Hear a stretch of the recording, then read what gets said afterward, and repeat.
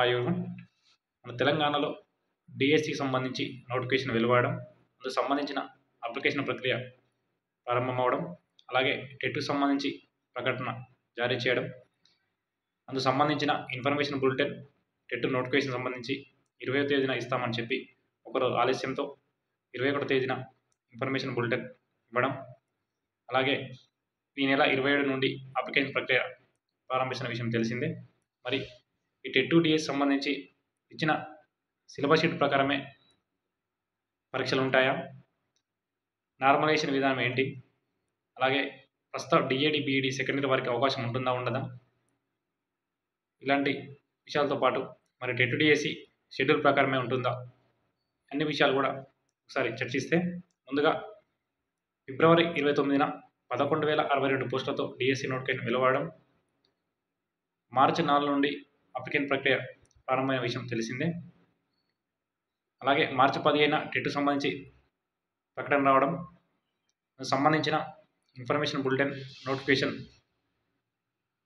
21వ తేదీన వెలువడింది. మరి అందులో ఫీజు విషయంలో ప్రభుత్వంపై పెద్ద ఎత్తున విమర్శలు వస్తున్నాయి. గతంలో ఉమ్మడి రాష్ట్రం నుండి ఇప్పటి వరకు 2011 నుంచి ఇప్పటి వరకు ఉమ్మడి రాష్ట్రంలో 4 సార్లు, తెలంగాణలో 4 సార్లు ఇప్పటికే టెట్ కండక్ట్ చేశారు. మరి ఎప్పుడు లేని విధంగా ఫీజులు భారీగా పెంచడం, మన అభ్యర్థి తరఫున కూడా ఖచ్చితంగా ఫీజు పెంచిన విషయం అది చాలా చిన్న విషయం కాదు. అందుకే దాన్ని మనం మొదటి రోజు నుంచే మీడియా దృష్టి తీసుకుపోవడం, దాన్ని హైలైట్ చేయడం జరిగింది. ఎందుకంటే 50 రూపాయలు 100 రూపాయలు అంటే ఏమో అనుకోవచ్చు, కానీ ఏకంగా 100 రూపాయలు అనేది అది ఎలిజిబుల్ టెస్ట్కు ఖచ్చితంగా దాన్ని అందరం అభ్యర్థి చేయవలసిందే. అది ఏ ప్రభుత్వం ఉన్నా అంత భారీగా ఫీజులు పెంచడం సరికాదు. ఇప్పటికే డిఎస్సికి సంబంధించి 1000 రూపాయలు గతంలో ఎన్నడూ లేదు. ఒక పక్క వీళ్ళు ఆన్లైన్ పేరిట ఎగ్జామ్ నిర్వహిస్తూ ఆన్లైన్కు ఎక్కువ ఖర్చు అవుతుందని అది అభ్యర్థుల మీద రుద్దడం సరికాదు. అదేమైనా ఉంటే ప్రభుత్వం తరపున బడ్జెట్లో చూసుకోవాలి, అంతే తప్ప లక్షలాది మంది నిరుద్యోగుల దగ్గర ఇలా 1000 రూపాయలు వసూలు చేయడం సరికాదు. ఆన్లైన్ వ్యవస్థ టీఎస్పీఎస్సీ కూడా కొన్ని ఎగ్జామ్స్ ఏఈ కావచ్చు, సిడిపిఓ కావచ్చు, గతంలో అనేక రకాల ఎగ్జామ్స్, టెక్నికల్ సంబంధించి ఎగ్జామ్స్ కూడా చాలా రకాలుగా నిర్వహించారు. ఇప్పుడు కూడా టీఎస్పీఎస్సీ వారు 200-300 లోపే ఫీజు వసూలు చేశారు. కానీ 1000 రూపాయలు డిఎస్సికి 1000 రూపాయలు ఆల్రెడీ కలెక్ట్ చేశారు. మళ్ళీ టెట్ కూడా 1000 రూపాయలు అనడం సమంజసం కాదు. ఎందుకంటే ఇది ఎలిజిబుల్ టెస్ట్, ఖచ్చితంగా ఫీజులు 100% తగ్గించాల్సిందే. గతంలోలాగే 200-300 రూపాయలు నిర్ణయిస్తే అభ్యర్థులందరూ వెసులుబాటు ఉంటుంది. ఎందుకంటే టెట్ అనేది మనం చెప్తున్నాం 2011 నుంచి ఇప్పటివరకు కూడా ప్రతిసారి కూడా 3-3.5 లక్షల దరఖాస్తు రావడం, మరి ప్రభుత్వానికి విద్యాశాఖ తెలిసినప్పటికీ ఇంత భారీగా ఫీజు వసూలు చేయాల్సిన అవసరం ఏమొచ్చింది?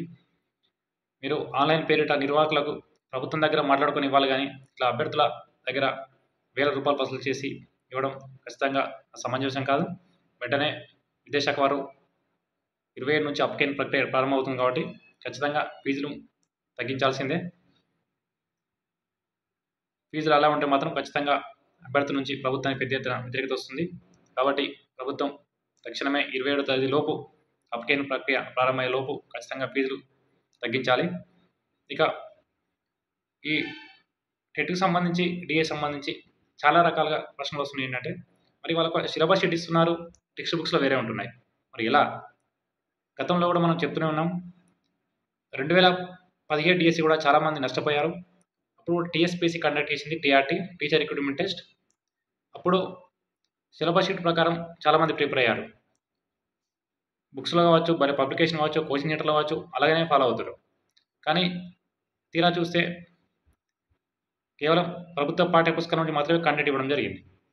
చాలామంది అభ్యర్థులు నష్టపోయారు.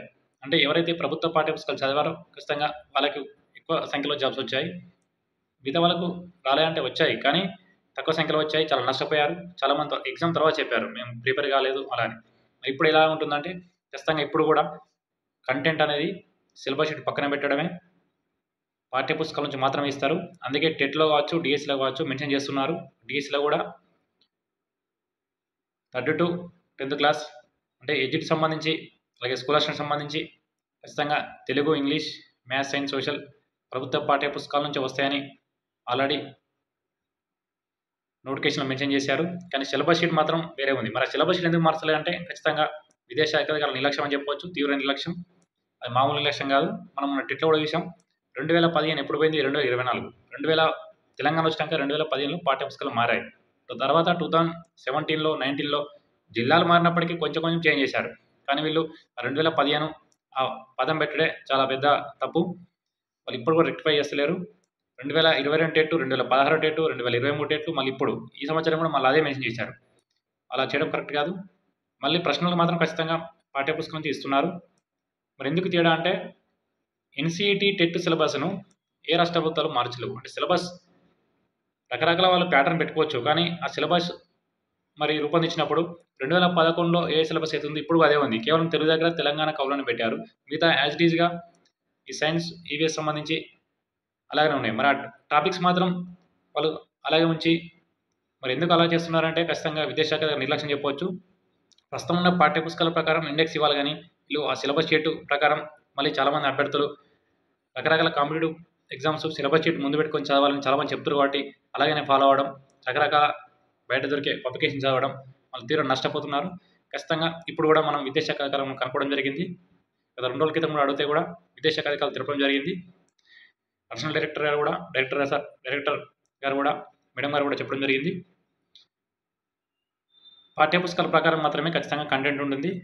ఎందుకంటే అందులో కూడా మెన్షన్ చేశారు ఆల్రెడీ టీఎస్ టెక్స్ట్ బుక్స్ అని. మెథడాలజీ కూడా డిఈడి కావచ్చు, బీఈడి కావచ్చు, మెథడాలజీ మాత్రమే వస్తాయి. మరి సిలబస్ షీట్లో ఉన్న టాపిక్స్ ఖచ్చితంగా టెక్స్ట్ బుక్స్లో కొన్ని లేవు. మరి అప్పుడు ఎట్లా ఇస్తారు అంటే ఖచ్చితంగా ఆబ్జెక్షన్ వస్తాయి. టీఎస్పీఎస్ నిర్వహించే ఎగ్జామ్స్ కావచ్చు, ఇతర డిపార్ట్మెంట్ నిర్వహించే ఎగ్జామ్స్కు పాఠ్యపుస్తకాల సంబంధం లేదు. ఖచ్చితంగా టీచింగ్ అనేది ఈ ప్రభుత్వ పాఠశాలలో కావచ్చు, ఎస్జిటి స్కూల్ అసిస్టెంట్ సంబంధించి లాంగ్వేజ్ పండిట్ అయినా, పీఈటీ అయినా ఖచ్చితంగా ప్రభుత్వ పాఠశాలలో పరిధిలో ఉంటుంది కాబట్టి ఆ టెక్స్ట్ బుక్స్ లోపల మాత్రమే ఈ సబ్జెక్ట్ సంబంధించి విషయాలు ఉంటాయి. మరి అలా చూసినప్పుడు ఖచ్చితంగా వీళ్ళు టాపిక్ చేంజ్ చేయాలి, కానీ అది చేయట్లేదు. విద్యాశాఖ అధికారులు స్పష్టత ఇచ్చారు. కేవలం కంటెంట్ ఖచ్చితంగా 100% పాఠ్యపుస్తకం నుంచి మాత్రం వస్తాయి. కేవలం పిఐ విద్యా దృక్పథాలు మాత్రం అది పాఠ్యపుస్తకం సంబంధం లేదు కాబట్టి బయట అకాడమీకి సంబంధించి 2015లో ఇప్పటికి చేంజ్ చేశారు కాబట్టి అందులో కొన్ని ఫిలాసఫీ, సైకాలజీ యాడ్ చేశారు కాబట్టి అవి బయట మనం సేకరించుకోవాల్సిందే. అది కూడా సైకాలజీ, ఫిలాసఫీ కావచ్చు, ఈ పిఐ కావచ్చు, అంటే అందులో ఉన్న సబ్జెక్ట్స్ బయట అకాడమీ ఉన్నాయి. ఒక 5-6 బుక్లు సేకరిస్తే మాత్రం వస్తాయి. కానీ అది ఇంపార్టెంట్ కాదు. ఎందుకంటే ఈ పాఠ్యపుస్తకాల ప్రకారం ఖచ్చితంగా కంటెంట్ అవే ప్రశ్న అందులో నుంచి వస్తాయి. పిఐకి సంబంధించి బయట పబ్లికేషన్స్ ఏవైనప్పటికీ ఖచ్చితంగా ఆ టాపిక్స్ లోబడి మాత్రమే ఉంటాయి. గతంలో కూడా ఎన్ని చదివినప్పటికీ ఒక 2 ప్రశ్నలు బయట నుంచి కూడా ఇవ్వడం జరిగింది. సో అంటే ఈ పాఠ్యపుస్తకం సంబంధం లేదు కాబట్టి అవి బయట నుంచి కూడా ఇస్తారు. అందరూ ఏ పబ్లికేషన్ కూడా కవర్ చేయదు కాబట్టి, అంటే రకరకాల బయట బుక్స్ దొరికినా కవర్ చేయలేవు కాబట్టి ఖచ్చితంగా కొన్ని ప్రశ్న రూపొందించే అధ్యాపకులు మాత్రమే వాళ్ళు కొన్ని ఇస్తారు కాబట్టి అవి పక్కన పెట్టాల్సిందే. అంటే ఈ పాఠ్యపుస్తకాల లోపల మాత్రం ఖచ్చితంగా ఇందులో నుంచి వస్తాయి. పాఠ్యపుస్తకాలు లోబడిన టాపిక్స్ ఏవైతున్నాయో కరెంట్ అఫైర్స్ కావచ్చు, జీకే కావచ్చు, పిఐ కావచ్చు, అవి ప్రశ్నలు రూపొందించే వారిని బట్టి ఉంటుంది. అక్కడి నుంచే సేకరించుకోవచ్చు వారు. కాబట్టి కంటెంట్ మాత్రం ఖచ్చితంగా మెథడాలజీ కావచ్చు 100% ప్రస్తుతం ఉన్న టెక్స్ట్ బుక్స్ ప్రకారం మాత్రం వస్తాయి. ఈ టెట్ అయినప్పటికీ, డిఎస్ అయినప్పటికీ ఖచ్చితంగా వస్తాయి. ఇక గతంలో 2011 నుంచి 16 వరకు టెట్ అనేది అంటే పేపర్ 1 1 నుంచి 5, కానీ 1 నుంచి 5, 1 నుంచి 3 వరకు ఏం బుక్స్ అందులో కంటెంట్ ఉండదు కాబట్టి 3 నుంచి స్టార్ట్ చేస్తారు. గతంలో 3 నుంచి 7 లోపు మాత్రమే వచ్చేది టెట్కు. పేపర్ 2కు సంబంధించి 6 నుంచి 10, కానీ 2018 నుంచి చేంజ్ చేశారు.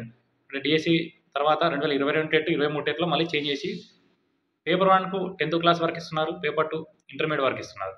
ఇప్పుడు కూడా అలాగనే రాబోతుంది. పేపర్ 1 సంబంధించి టెట్కు 10th స్టాండర్డ్లో, అలాగే స్కూల్ అసిస్టెంట్ సంబంధించి మళ్ళీ ఇంటర్మీడియట్. ఆ టాపిక్స్ వైజ్ సిలబస్ షీట్ పక్కన పెట్టినప్పటికీ అకాడమీ బుక్స్ వాళ్ళు ఫాలో అవుతున్నారు కాబట్టి మనం మొన్న కూడా విషయం 22 టెట్, 23లో కూడా సైన్స్, సోషల్ సంబంధించి క్వశ్చన్స్ 9th 10th వరకు కూడా ఇచ్చారు. ఇప్పుడు కూడా ఖచ్చితంగా అలాగనే ఇవ్వబోతున్నారు. వీళ్ళు ఎందుకు ఇస్తున్నారంటే ఖచ్చితంగా విద్యాశాఖ అధికారులు ఒక పూర్తి స్థాయిలో వాళ్ళకి స్పష్టత లేదు. ఆ టెట్ పేపర్ 1 ఎక్కడికి, పేపర్ 2 ఎక్కడికి ఇవ్వాలని ఎస్జిటి అనేవారు 1 to 5th లోపు మాత్రం బోధిస్తారు. మరి వాళ్ళు 10th వరకు ఇస్తున్నారు. అలా ఇవ్వడం కూడా కరెక్ట్ కాదు. ఇస్తే 8th వరకు ఇవ్వవచ్చు, కానీ వాళ్ళు 10th వరకు కూడా ఆ ప్రశ్నలు ఇవ్వడం మాత్రం కరెక్ట్ కాదు. ఎందుకు అలా ఇస్తున్నారంటే స్టాండర్డ్ ప్రకారం ఇస్తాం, స్టాండర్డ్ పెంచాలిగా అంటారు. కానీ అలా ఇచ్చినప్పుడు ఖచ్చితంగా సిలబస్ షీట్ కూడా మారిస్తే బాగుండేది. కానీ సిలబస్ షీట్ ఎలా ఉన్నప్పటికీ ఖచ్చితంగా టెట్, డిఎస్ సంబంధించి కంటెంట్, మెథడాలజీ 100% ప్రస్తుతం ఉన్న పాఠ్యపుస్తకం నుంచి మాత్రమే వస్తాయి. అధికారులు కూడా తెలపడం జరిగింది. ఇక మరొక ముఖ్య విషయం, ఈ డిఈడి బీఈడి సెకండ్ ఇయర్ వాళ్ళకి చాలామంది డౌట్స్ అడుగుతున్నారు. మరి టెట్ నోటిఫికేషన్లో అప్పుడు ఒక రాశారు, టెట్కి మాత్రమే ఎలిజిబుల్, ఈ డిఎస్సికి పనిచేయదు అన్లెస్ అని రాశారు సర్టిఫికేట్.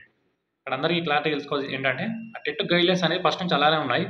గతంలో ఎప్పుడు డిఎస్సికి సెకండ్ ఇయర్ వాళ్ళకి ఛాన్స్ ఇవ్వలేదు, అంటే నోటిఫికేషన్ ఇవ్వలేదు.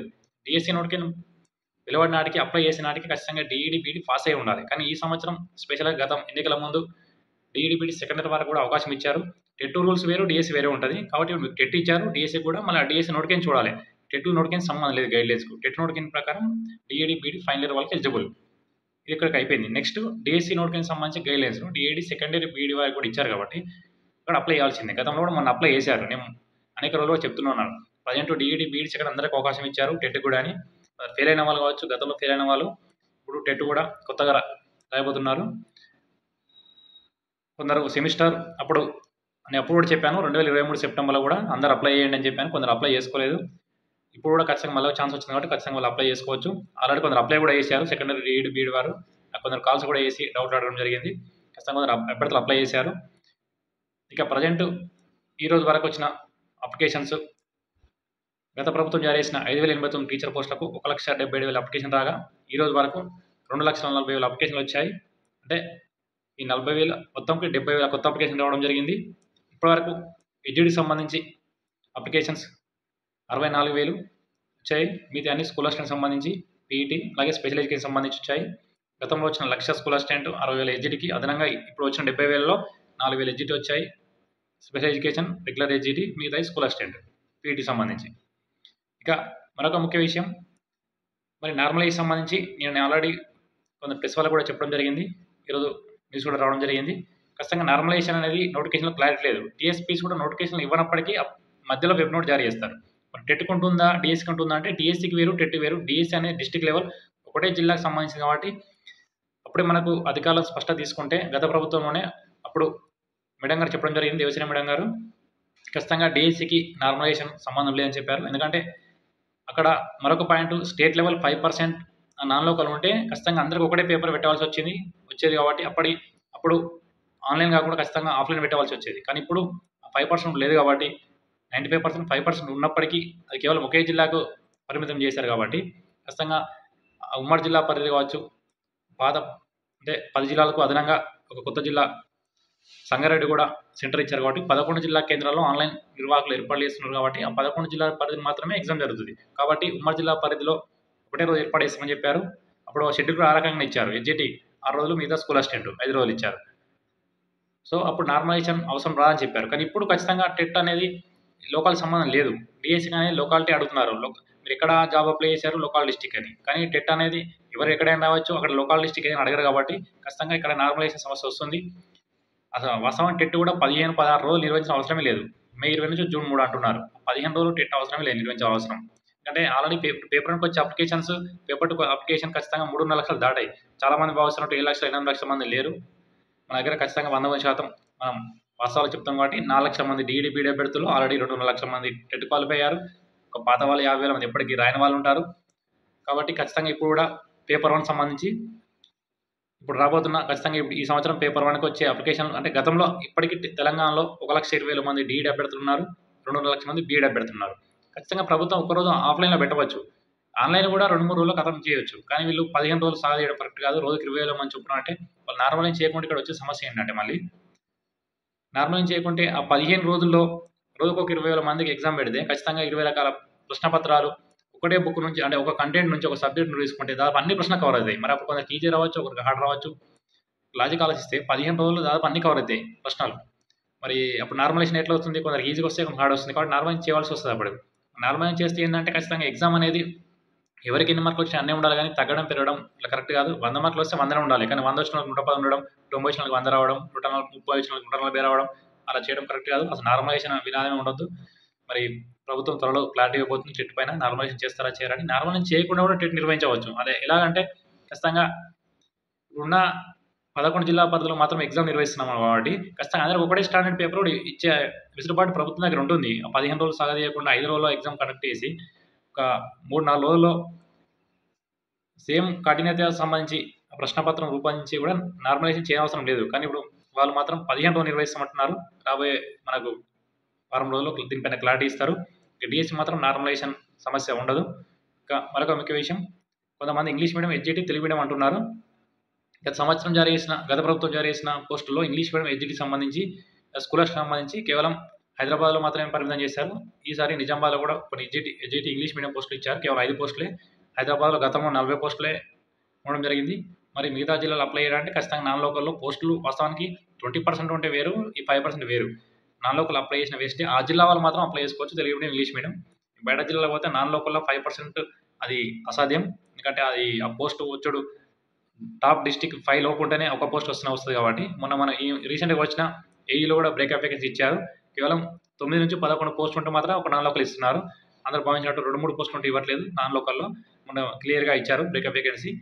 9 నుంచి 11 పోస్టులు ఉంటే మాత్రం ఒక పోస్ట్ ఇస్తున్నారు నాన్ లోకల్లో. ఇప్పుడు ఇస్తారు అంటే అన్ని పోస్టులు వాస్తవానికి ఎవరి జిల్లా వాళ్ళకే ఉన్నాయి. బయట జిల్లాలో అన్ని లేవు కాబట్టి ఖచ్చితంగా అభ్యర్థులు ఆలోచించి ఎవరైనా అప్లై చేయాల్సుకుంటే తెలుగు మీడియం అప్లై చేసి ఇంగ్లీష్ మీడియం చేద్దాం అనుకుంటే హైదరాబాద్లో మాత్రం ఆ 40 పోస్టులకు ఓపెన్లో ఉన్న పోస్టులకు మాత్రం 1-2 పోస్టులు వస్తాయి. మిగతా జిల్లాలో లేవు కాబట్టి అదొక ముఖ్య విషయం. ఇక మరి చివరగా కీలక విషయం, చాలామంది మరి టెట్ డిఎస్సి షెడ్యూల్ ప్రకారం జరుగుతున్నాయి అంటున్నారు. మనం మొదటి నుంచి కూడా చెప్తూనే ఉన్నాం, ఖచ్చితంగా ప్రభుత్వం మొట్టమొదటిగా టెట్ ఇస్తే డిఎస్సి నోటిఫికేషన్ ఇప్పుడు వచ్చే అవకాశం లేకుండే. అందుకే మనం మొట్టమొదటి కూడా ప్రభుత్వం వచ్చిన కొత్త నుంచే డిఎస్సి నోటిఫికేషన్ రావాలి అన్నాం. ఖచ్చితంగా డిఎస్సి వచ్చినాక మీరు టెట్ ఇచ్చిన అపేక్ష లేదు, 60 రోజుల్లో టెట్ కంప్లీట్ చేసుకోమని చెప్పాం. కొంతమందికి అర్థం కాక కొంతమంది మీరు టెట్కు ఆబ్జెక్షన్ చేస్తున్నారని కొందరు ఆ మధ్యలో డిఎస్సి పడ్డాక అన్నారు. వాస్తవానికి డిఎస్సి నోటిఫికేషన్ అడిగేటప్పుడు టెట్ ఎవరు ఎప్పుడైతే డిఎస్సి వచ్చిందో డిఎస్సి రాదనుకొని డిఎస్సి వచ్చిన తర్వాత టెట్ అన్నారు. కానీ అంతమందికి ఎవరు అడగలేదు. డిఎస్సి రమ్మంటే కూడా చాలామంది డిఎస్సి ఇప్పుడు ఎందుకు వస్తుంది అది రకరకాల మాట్లాడారు. ఎప్పుడైతే డిఎస్సి నోటిఫికేషన్ వెలువడిందో ఆ తర్వాత టెట్ అన్నారు. సో మనం కూడా మొట్టమొదటిగా అధికారులకు కూడా చాలామంది కూడా లెటర్లు అలా ఇచ్చాం. మీరు డిఎస్సి నోటిఫికేషన్ టెట్ వేసుకున్న 60 రోజుల్లో కంప్లీట్ చేసుకోవచ్చు అని చెప్పాం. ఖచ్చితంగా ప్రభుత్వం కూడా టెట్ నోటిఫికేషన్ వెలువడడం 60 రోజుల లోపే పూర్తి చేయడం మంచి పరిణామం అయినప్పటికీ ఆ 15 రోజుల ప్రాసెస్ అనేది కరెక్ట్ కాదు. వాళ్ళు దాన్ని తగ్గిస్తే బాగుండేది. ఇక మరి చాలామంది భావిస్తున్నట్టు మరి టెట్ డిఎస్సి షెడ్యూల్ ప్రకారం జరుగుతుందంటే ఖచ్చితంగా టెట్ మాత్రం 100కు 99% జరిగే అవకాశం ఉంది. ఎందుకంటే ఏ రిస్క్ లేకుండా ఎలక్షన్ తేదీ కావచ్చు, ఎలక్షన్ రిజల్ట్ కావచ్చు, సంబంధం లేకుండా మే 20 నుంచి జూన్ 3 వరకు లోబడే ఈ టెట్ సంబంధించి ప్రక్రియ ఉంది కాబట్టి ఖచ్చితంగా జూన్ 4న రిజల్ట్ ఉంది కాబట్టి లోక్సభ ఎన్నికలది. అలాగే మే 13 తెలంగాణ ఎలక్షన్ కాబట్టి ఆ సంబంధం లేకుండానే వీళ్ళు షెడ్యూల్ ముందే రూపొందించారు కాబట్టి ఏ ప్రాబ్లం ఉండకపోవచ్చు. 99.9% కూడా ఖచ్చితంగా 100% టెట్ షెడ్యూల్ ప్రకారం జరిగే అవకాశం ఎక్కువ ఉంది. కాబట్టి అభ్యర్థులందరూ ప్రిపేర్ కావాల్సిందే. ఇక డిఎస్ సంబంధించి అంటే ఖచ్చితంగా ఆగస్టు 6-7 గ్రూప్ 2 ఉంది కాబట్టి మనకు అంత ముందుగే జూన్లోనే అంటే ఆగస్టు వచ్చే జూలైలో ముందే ఉంది కాబట్టి మే 20 నుంచి జూన్ 3 లోపు ఈ టెట్ అయిపోతుంది కాబట్టి గతంలో ఎప్పుడు 12-13 రోజులు నోటిఫికేషన్ అంటే టెట్ తర్వాత రిజల్ట్ ఇచ్చేవారు. ఇప్పుడు జూన్ 3 తర్వాత జూన్ 12 రోజే రిజల్ట్ ఇస్తామంటారు. అంటే 9 రోజుల వ్యవధిలో రిజల్ట్ ఇస్తామంటున్నారు. 20 లోపు అప్లికేషన్ ఉన్నాయి. అంటే 9 తారీఖు రిజల్ట్ వస్తే 10 నుంచి కూడా అంటే కొత్తగా టెట్ పాస్ అయ్యేవారు కావచ్చు, టెట్ స్కోర్ ఎవరైనా పెరిగితే కూడా ఎయిట్ ఆప్షన్ ద్వారా కావచ్చు, ఆ జూన్ 10 నుండి జూన్ 20 లోపు కూడా ఖచ్చితంగా మార్చుకోవచ్చు. అవసరమైతే దాన్ని మరొక వారంలో ఎక్స్టెండ్ చేసిన జూలై 1 లోపు ఈ ప్రాసెస్ మొత్తం అయిపోతుంది. కాబట్టి జూలైలో సంబంధించి ఆల్రెడీ షెడ్యూల్ ఇచ్చారు కాబట్టి జూలై 15 నుంచి కూడా 30 వరకు ఎగ్జామ్స్ డిఎస్సి రూపొందించారు కాబట్టి ఖచ్చితంగా దానికి అడ్డంకులు వచ్చే అవకాశం లేదు. ఇక కొంతమంది ఎప్పటికీ వాయిదా అని కోరడం కరెక్ట్ కూడా కాదు. ఎందుకంటే షెడ్యూల్ ఇచ్చిన తర్వాత నేను ప్రాబ్లమ్స్ ఉంటే అడగాలి, కానీ ఆల్రెడీ మనం కోరుకున్నట్టే నోటిఫికేషన్ వచ్చిన తర్వాత 4 నెలలు అని చెప్పాం. ప్రభుత్వం 5 నెలలు కూడా సమయం ఇచ్చని చెప్పవచ్చు. మార్చి 1 నుంచి మనం కౌంట్ చేసుకున్నా జూలై 17 అంటే దాదాపు 5 నెలలు 4.5 నెలల సమయం ఇచ్చారు. 2012 డేస్కి 3.5 నెలలు ఇచ్చారు. 2017 డేస్కి 4 నెలలు ఇచ్చారు. ఇప్పుడు ఖచ్చితంగా 4 నెలల పైనే ఉంది కాబట్టి దాదాపు 5 నెలల సమయం ఇచ్చారు కాబట్టి ఇంకా మళ్ళీ వాయిదా కోరడం కూడా కరెక్ట్ కాదు. అధికారులు కూడా ఖచ్చితంగా ఇప్పుడే ఆ విషయం కూడా ఏం క్లారిటీ ఇవ్వరు. ఎందుకంటే ఆల్రెడీ మంచి షెడ్యూల్ రూపొందించారు చెప్పవచ్చు. మరి టెట్ తర్వాత విషయం తర్వాత అప్పుడు అధికారులు ఆలోచిస్తారు కాబట్టి ఇప్పుడైతే ఖచ్చితంగా అదే షెడ్యూల్ ఉన్నాక అందరూ ప్రిపేర్ కావాల్సిందే. ఇలా సమస్యలు ఉన్నా ఖచ్చితంగా అధికారులు కూడా ఆన్లైన్ సేవ ద్వారా రూపంలో కావచ్చు, అప్లికేషన్ రూపంలో సమస్యలు వచ్చినా మెయిల్ చేస్తే వాళ్ళు రెక్టిఫై చేస్తున్నారు. లేదంటే ఖచ్చితంగా 8 ఆప్షన్ కూడా ఇచ్చే అవకాశం ఖచ్చితంగా ఉంది. ఎందుకంటే పాత అభ్యర్థులకు ఆల్రెడీ ఇచ్చారు కాబట్టి కొత్త అభ్యర్థులకు కూడా మళ్ళీ ఇస్తారు కాబట్టి టెట్ రిజల్ట్ వచ్చిన తర్వాత 8 ఆప్షన్ ఖచ్చితంగా ఉంటుంది. ఒకవేళ 8 ఆప్షన్ ఖచ్చితంగా ఇవ్వాల్సిందే. ఇవ్వకుండా ఖచ్చితంగా అధికారుల దృష్టికి మరోసారి అప్పుడు తీసుకెళ్దాం. దాదాపు వాళ్ళే ఇస్తారు. ఎందుకంటే రిజల్ట్ వచ్చిన తర్వాత ఆల్రెడీ పాత అభ్యర్థులు కూడా టెట్ 8 చేసుకుంటారు కాబట్టి ఖచ్చితంగా వాళ్ళకు కూడా అవకాశం అందరికి ఇస్తారు. సో అభ్యర్థులందరూ సాఫీగా ఈ టెట్కు డిఎస్ సంబంధించి ప్రిపరేషన్ సంబంధించి ఇలాగే ప్రిపరేషన్ అవుతూ ఖచ్చితంగా ఏ సమస్య ఉన్నా ప్రభుత్వం దృష్టికి అభ్యర్థులు అందరూ తీసుకెళ్తూనే ఉండాలి. ఇక మరేమన్నా విషయాలు ఉంటే ఖచ్చితంగా వెంటనే అందిస్తాం. సో ఇది friend latest update. Thank you.